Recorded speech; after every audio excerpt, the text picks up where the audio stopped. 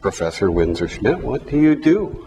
I'm currently a distinguished professor at the University of North Carolina, Charlotte. I previously served 3 terms on the Certified Professional Guardian Board in Washington. It's my first contact, and have continued working with guardianship in the state of Washington. You're part of a committee on the Wings. Yes. Tell us a little bit about the committee and what you're trying to do. We're responsible for, among other things, recommending standards of practice for the Certified Professional Guardian Board and for Certified Professional Guardians in Washington. We're advisory, so the board has its own process, but we have a variety of stakeholders from the conference who are working on standards of practice and best practices for professional guardians and also for lay guardians. Committee's work is challenging. We've got a number of stakeholders on the committee and they represent various views. So trying to come up with a consensus on standards of practice or best practices can be challenging. It's something of a political process, I guess. There's a certain amount of mediation, negotiation. What are you hoping that folks are going to take away from this conference from your perspective?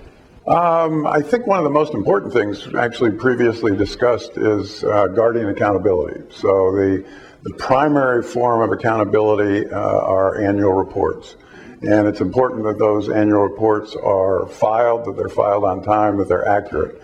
So you just heard from the Spokane Commissioner, who has really not only one of the best programs in the state, but one of the best programs in the country.